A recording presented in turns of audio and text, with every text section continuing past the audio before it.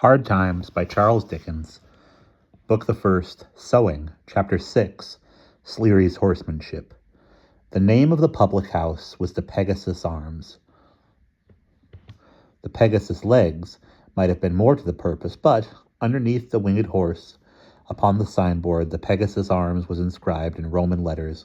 Beneath that inscription, again in a flowing scroll, the painter had touched off the lines, "Good malt makes good beer. Walk in and they'll draw it here. Good wine makes good brandy. Give us a call and you'll find it handy."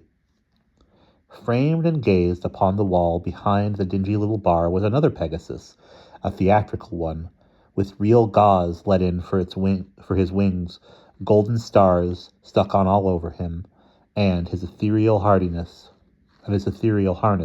made of red silk. As it had grown too dusky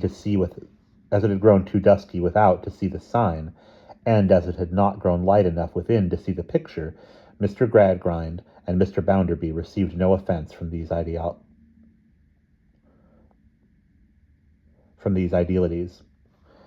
They followed the girl up some steep corner stairs without meeting anyone, and stopped in the dark while she went on for a candle. They expected every moment to hear Merrylegs give tongue, but the highly trained performing dog had not barked when the girl and the candle appeared together. "Father is not in our room, sir," she said with a face of great surprise. "If you wouldn't mind walking in, I'll find him directly." They walked in, and Sissy, having 2 sets of chairs for them, sped away with a quick, light step.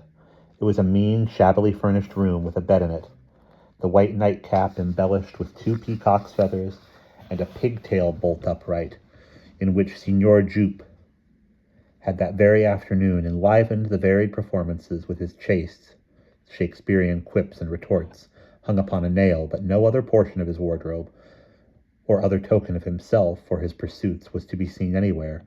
As to Merrylegs, that respectable ancestor of the highly trained animal who went aboard the ark might have been accidentally shut out of it, for any sign of a dog that was manifest to eye or ear in the Pegasus's arms.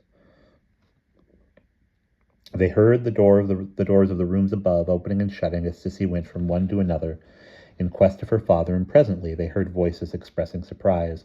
She came bounding down again in a great hurry, opened a battered and mangy old hair-trunk, found it empty, and looked round with her hands clasped and her face full of terror. "Father must have gone down to the booth, sir. I don't know why he should go there, but he must be there. I'll bring him in a minute." She was gone directly, without her bonnet, with her long, dark, childish hair streaming behind her. "What does she mean?" said Mr. Gradgrind. "Back in a minute. It's more than a mile off." Before Mr. Bounderby could reply, a young man appeared at the door, and introducing himself with the words, "By your leaves, gentlemen," walked in with his hands in his pockets. His face, close-shaven, thin, and sallow, was shaded by a great quantity of dark hair, brushed into a roll all round his head, and parted up the center. His legs were very robust, but shorter than legs of good proportions should have been. His chest and back were as much too broad as his legs were too short. He was dressed in a Newmarket coat and tight-fitting trousers, wore a shawl round his neck, smelt of lamp oil, straw, orange peel, horse's provender, and sawdust, and looked a most remarkable sort of centaur, compounded of the stable and the house-play. Where the one began and the other ended, nobody could have told with any precision. This gentleman was mentioned in the bills of the day as Mr. E.W.B. Childers, so justly celebrated for his daring vaulting act as the wild huntsman of the North American prairies, in which popular performance a diminutive boy with an old face, who now accompanied him, assisted as his infant son, being carried upside down over his father's shoulder by one foot, and held by the crown of the head heels upwards in the palm of his father's hands, according to the violent paternal manner in which wild huntsmen may be observed to fondle their offspring, made up with curls, wreaths, wings, white bismuth, and carmine. This hopeful young person soared into so pleasing a cupid as to constitute the chief delight of the material part of the spectators, but in private, where his characteristics were a precocious, cut-away coat and an extremely gruff voice, he became of the turf. turfy. "By your leaves, gentlemen," said Mr. E.W.B. Childers, glancing round the room. "It was you, I believe, that were wishing to see Jupe." "It was," said Mr. Gradgrind. "His daughter has gone to fetch him, but I can't wait, therefore, if you please, I will leave a message for him with you." "You see, my friend," Mr. Bounderby put in, "we are the kind of people who know the value of time, and you are the kind of people who don't know the value of time." "I have not," retorted Mr. Childers, after surveying him from head to foot, "the honour of knowing you, but if you mean that you can make some money of your time, but if you mean that you can make more money of your time than I can of mine, I should judge from your appearance that you are about right." "And when you have made it, you can keep it too, I should think," said Cupid. "Kidderminster, stow that," said Mr. Childers. Master Kidderminster was Cupid's mortal name. "What does he come here cheeking us for, then?" cried Master Kidderminster, showing a very irascible temperament. "If you want to cheek us, pay your ochre at the doors and take it out." "Kidderminster," said Mr. Childers, raising his voice, "stow that, sir," to Mr. Gradgrind. "I was addressing myself to you. You may or may not be aware, for perhaps you have not been much in the audience, that Jupe has missed his tip very often lately." What has he missed?" asked Mr. Gradgrind, glancing at the potent Bounderby for assistance. "Missed his tip?" "Offered at the Gators 4 times last year and never done him once," said Master Kidderminster. "Missed his tip at the banners too, and was loose in his ponging." "Didn't do what he ought to do. Was short in his leaps and bad in his tumbling," Mr. Childers interrupted. "Oh," said Mr. Gradgrind, "that is tip, is it?" "In a general way, that's missing his tip," said Mr. E.W.B. Childers answered.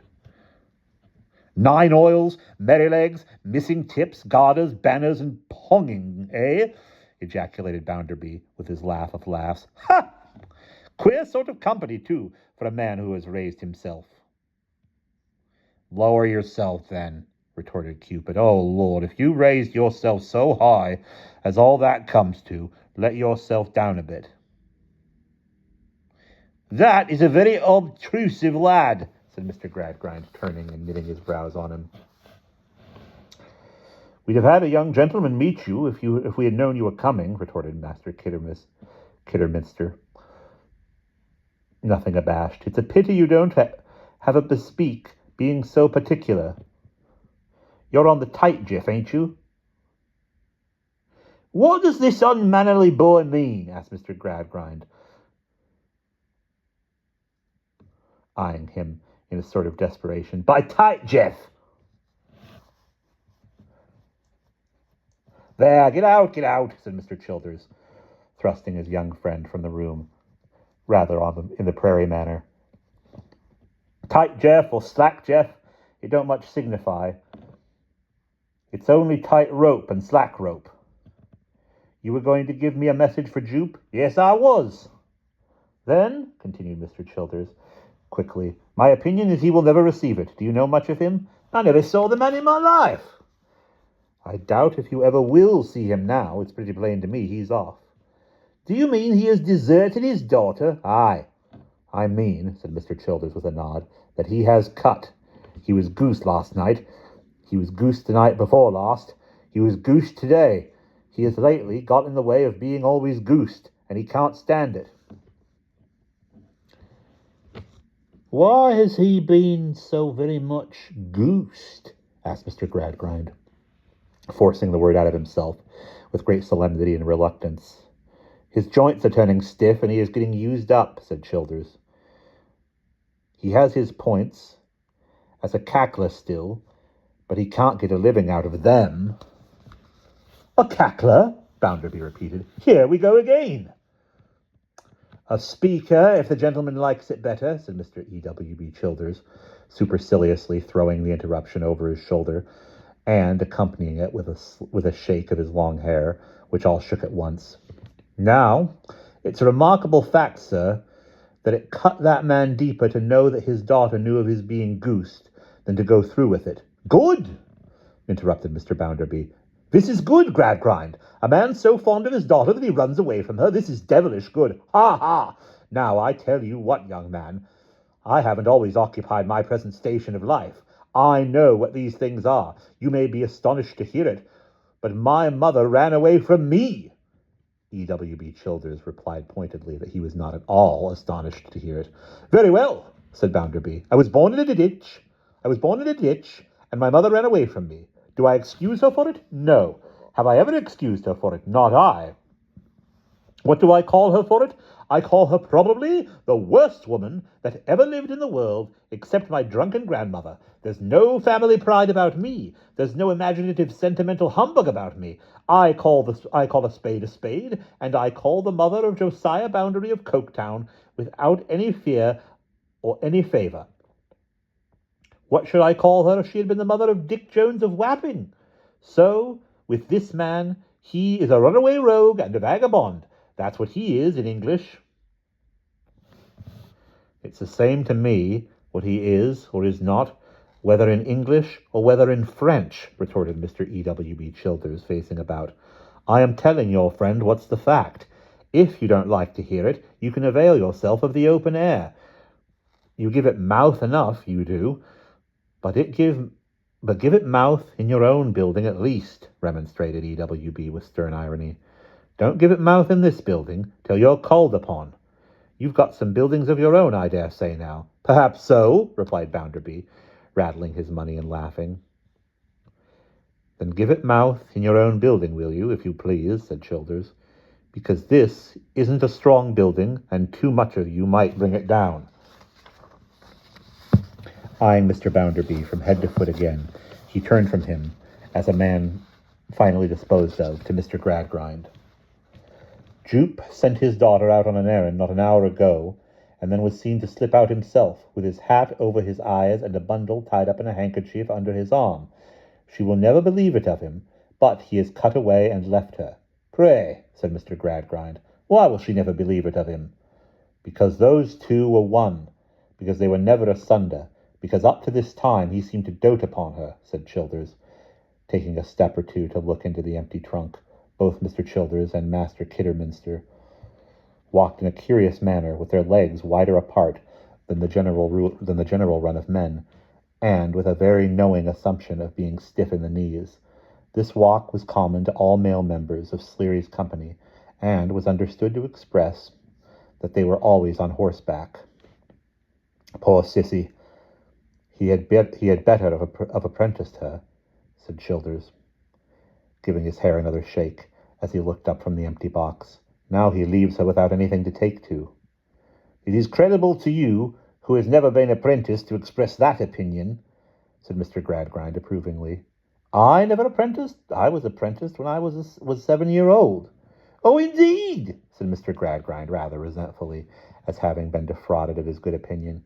I was not aware of its being the custom to apprentice young persons to idleness, Mr. Bounderby put in with a loud laugh. Ha! No, by the Lord Harry, nor I. Her father always had it in his head, resumed Childers, feigning unconsciousness of Mr. Bounderby's existence, that she was to be taught the deuce and all of education. How it got into his head, I can't say. I can only say that it never got out. He has been picking up a bit and reading for her here, and a bit of writing for her there, and a bit of ciphering for her somewhere else these 7 years.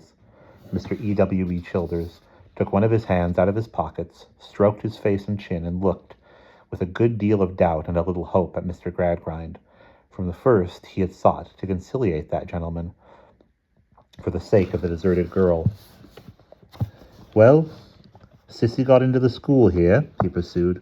Her father was as pleased as Punch. I couldn't altogether make out why myself, as we were not stationary here, but being comers and goers anywhere. I suppose, however, he had this move in his mind. He was always half-cracked. And then, considered her provided for. If you should happen to have looked in tonight for the purpose of telling him that you were going to do her any little service, said Mr. Childers, stroking his face again and repeating his look, it would be very fortunate and well-timed. Very fortunate and well-timed. On the contrary, returned Mr. Gradgrind, I came to tell him that her connections make her not an object for the school, and that she must not attend any more. Still, if her father really has left her without any conveyance on her part, Bounderby, let me have a word with you. Upon this, Mr. Childers politely betook himself, with his equestrian walk, to the landing outside the door, and there stood, stroking his face, and softly whistling. While thus engaged, he overheard such phrases in Mr. Bounderby's voice as, "No, I say no, I advise you not. I say by no means." While from Mr. Gradgrind he heard in his much lower tone the words, "But even as an example to Louisa of what this pursuit, which has been the subject of a vulgar curiosity, leads to an end to. Think of it, Bounderby, in that point of view." Meanwhile, the various members of Sleary's company gradually gathered together from the upper regions, where they were quartered, and, from standing about, talking in low voices to one another and to Mr. Childers, gradually insinuated themselves and him into the room. There were two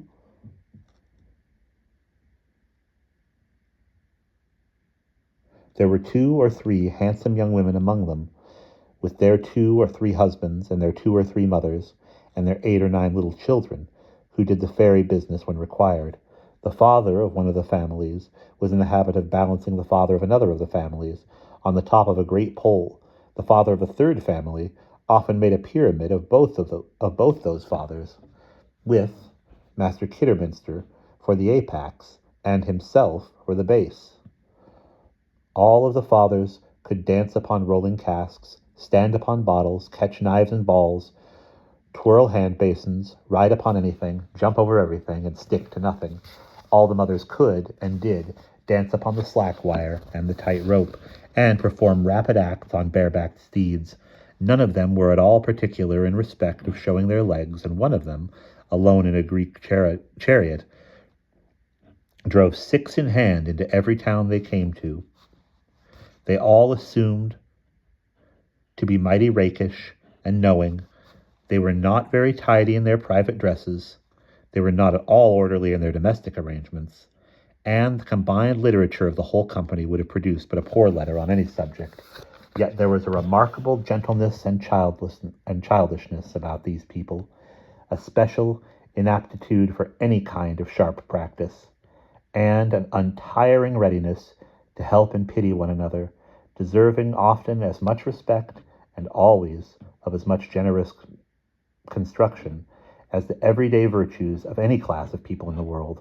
Last of all appeared Mr. Sleary, a stout man, as always mentioned, with one fixed eye and one loose eye, a voice, if it can be called so, like the efforts of a broken old pair of bellows, a flabby surface, and a muddled head, which was never sober and never drunk.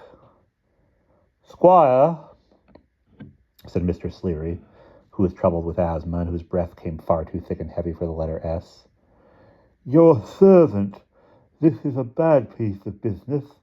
This is. You've heard of my clown and his dog being supported to have morted." He addressed Mr. Gradgrind, who answered, "Yes." "Well, Squire," he returned, taking off his hat and rubbing the lining with his pocket handkerchief, which he kept inside for the purpose, "is it your intention to do anything for the poor girl, Squire?" "I have had something to propose to her when I shall have something to propose to her when she comes back," said Mr. Gradgrind. "Glad to hear it, Squire. Not that I want to get rid of the child, any more than I want to stand in her way. I'm willing to take her presence, though at her age it's late. My voice is a little husky, Squire, and not easy heard by them as don't know me. But if you'd been chilled and heated and chilled and heated in the ring when you was young, as often as I have been, your voice wouldn't have laved out, Squire, no more than mine." I dare say not," said Mr. Gradgrind. "What shall it be, Squire, while you wait? Shall it be Sary? Give it a name, Squire," said Mr. Sleary, with hospitable ease. "Nothing for me, I thank you," said Mr. Gradgrind. Don't say nothing, squire. What does your friend say? If you haven't took your feed yet, have a glass of bitters. Here his daughter Josephine, a pretty fair-haired girl of 18, who had been tied on a horse at 2 years old, and had made a will at 12, which she always carried with her, expressive of her dying desire to be drawn to the grave by the two piebald ponies, cried, "Father, hush, she has come back!" Then came Sissy Jupe, running into the room as she had run out of it, and when she saw them all assembled, and saw their looks, and saw no father there, she broke into a most deplorable cry, and took refuge on the bosom of the most accomplished tightrope lady, herself in the family way, who knelt down on the floor to nurse her and to weep over her. "It's an infernal shame, upon my soul it is," said Sleary. "Oh, my dear father, my good kind father, where are you gone? You are gone to try to do me some good, I know. You are gone away for my sake, I am sure. And how miserable and helpless you will be without me, poor, poor father, until you come back." It was so pathetic to hear her saying many things of this kind, with her face turned upward and her arms stretched out, as if she were trying to stop his departing shadow and embrace it. And no one spoke a word until Mr. Bounderby, growing impatient, took his case in hand. "Now, now, good people," he said, "this is wanton waste of time. Let the girl understand the fact. Let her take it from me, if you like, who has been run away myself. Here, what's your name? Your father has absconded, deserted you. You mustn't expect to see him again as long as you live." They cared so little for plain fact, these people, and were in the advanced state of degeneracy on the subject, that instead of being impressed by the speaker's strong common sense, they took it in extraordinary dudgeon. The men muttered, "Shame," and the women, "Brute," and Sleary, in some haste, communicated the following hint, apart to Mr. Bounderby. "I tell you what, squire, to speak plain to you, my opinion is that you had better cut it short, to drop it. They're very good-natured people, my people, but they're accustomed to be quick in their movement. If you don't act upon my advice, I'm damned if I don't believe they'll pitch you out a window." Mr. Bounderby being restrained by this mild suggestion, Mr. Gradgrind found an opening for his eminently practical exposition on the subject. "It is of no moment," said he, "whether this person is to be expected back at any time, or the contrary. He is gone away, and there is no present expectation of his return. That, I believe, is agreed on, all hands." "That's agreed, squire. Stick to that," from Sleary. "Well then, I, who came here to inform the father of a poor girl, Jupe, that she could not be received at this school any more, in consequence of there being practical objections, into which I need not enter, to the reception there of children of persons so employed and prepared in these altered circumstances to make a proposal. I am willing to take charge of you, Jupe, and to educate you and provide for you. The only condition, over and above your good behaviour, I make, is that you decide now, at once, whether to accompany me or remain here.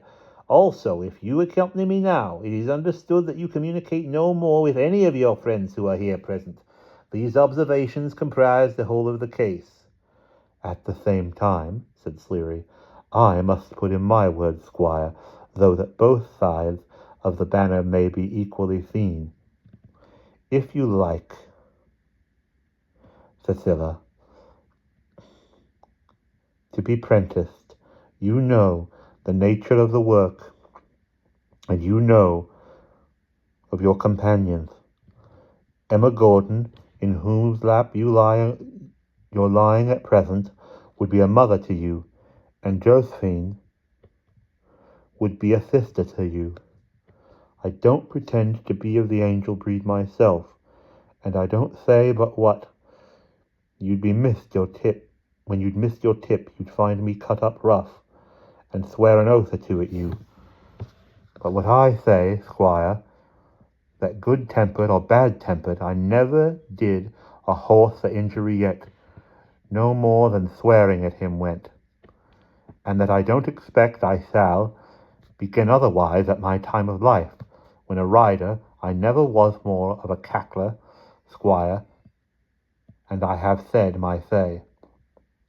The latter part of this speech was addressed to Mr. Gradgrind, who received it with grave inclination of his head, and then remarked, "The only observation I will make to you, Jupe, in the way of influencing your decision, is that it is highly desirable to have a sound practical education, and that even your father himself, from what I understand, appears on your behalf to have known and felt that much." The last words had a visible effect upon her. She stopped in her wild crying, a little detached herself from Emma Gordon, and turned her face full upon her patron. The whole company perceived the force of this change, and drew a long breath together that plainly said, "She will go." "Be sure you know your own mind, Jupe," Mr. Gradgrind cautioned her. "I say no more. Be sure you know your own mind." "When father comes back," cried the girl, bursting into tears again after a minute's silence, "how will he ever find me if I go away?" "You may be quite at ease," said Mr. Gradgrind calmly. He worked out the whole matter like a sum. "You may be quite at ease, Jupe, on that score. In such a case, your father, I apprehend, must find out Mr. Sleary. That's my name, squire. Not ashamed of it. Known all over England, and always pays his way. Must find out Mr. Sleary, who would then let him know where you went. I should have no power of keeping you against his wish, and he would have no difficulty at any time in finding Mr. Thomas Gradgrind of Coketown. I am well known."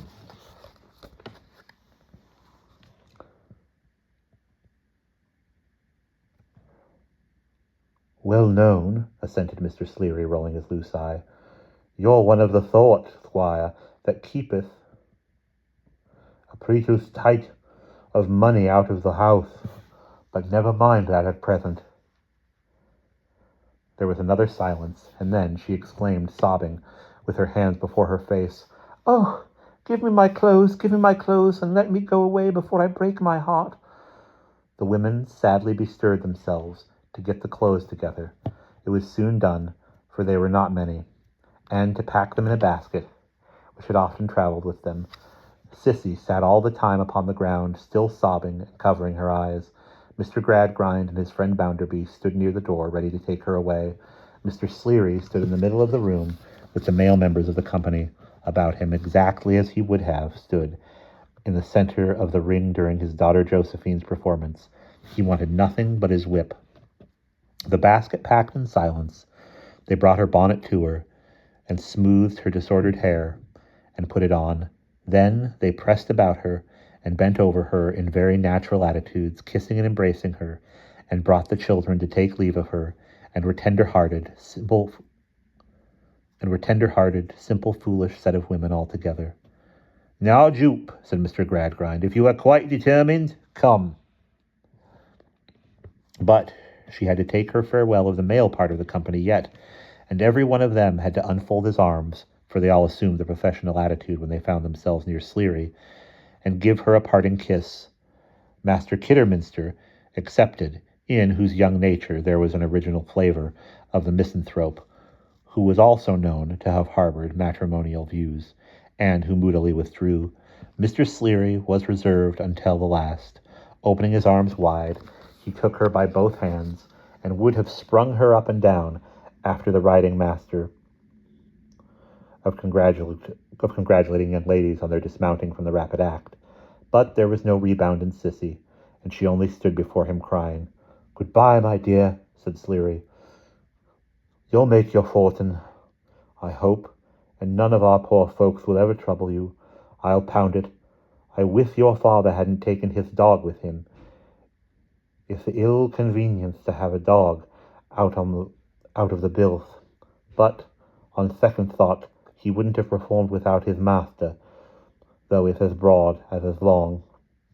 With that, he regarded her attentively with his fixed eye, surveyed his company with his loose one, kissed her, shook his hand, and handed her to Mr. Gradgrind as to a horse. "There thee is, squire," he said, sweeping her with a professional glance, as if she were being adjusted in her seat. "And this'll do you just time. Goodbye, Thalilla." "Goodbye, Cecilia. Goodbye, Sissy. God bless you, dear," in a variety of voices from all the room.